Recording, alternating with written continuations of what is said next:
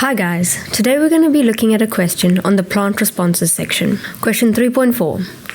A group of learners conducted an investigation to determine the effect of auxins on the growth of stems in bean seedlings. The procedure was as follows. 30 bean seedlings were allowed to germinate for 5 days to produce seedlings. The seedlings were divided into 3 groups, A, B, and C, of 10 seedlings each. The tips of all the seedlings were cut at the same length. In Group A, the cut tip was placed back on top of the young stem. In Group B, the tip was not placed back. In Group C, a piece of plastic was placed at the top of the cut surface and the tip was placed on top of the plastic. The seedlings in all the groups were placed in a dark cupboard for a week.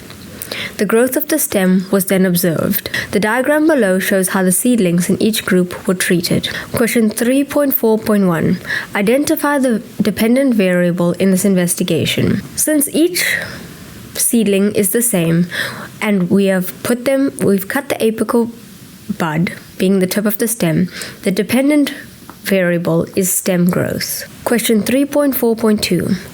Why did the learners cut the tips of the young stems? By cutting the tips of the young stems, they removed the source of auxins, since the tip produces auxins. This allowed them to see how the stem grows without auxins. Question 3.4.3. Give one reason why 10 bean seedlings were used in each group. 10 bean seedlings were used to increase the reliability and validity of the results, as a larger sample size allows for more constant data. Question 3.4.4. Write down the letters A, B, or C of the groups where there will be no upward growth of the stem. In plant A, the tip of the bud is placed back on the stem.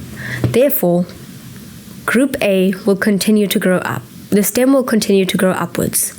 Group B no longer has an apical bud, being the tip of the stem. Therefore, the stem will no longer grow up.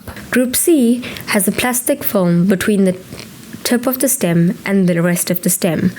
Therefore, no auxins will diffuse into the rest of the stem, causing no upward growth to take place in Group C. Therefore, in Group B and Group C, no upward growth will take place. Question 3.4.5. Describe how auxins cause apical dominance. The presence of auxins in the tip of a stem stimulate the plant to grow upwards. Due to the plant growing upwards, it inhibits development of lateral branches, therefore causing the plant to have a tree-like shape. Well, more like a pyramid-like shape. Question 3.4.6. Name the plant hormone.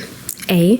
Other than auxins that promotes the germination of seeds. Another auxin that promotes the germination of seeds is gibberellins. B. That inhibits the germination of seeds. The hormone that inhibits the germination of seeds is abscisic acid. And that's all for this video. Thank you.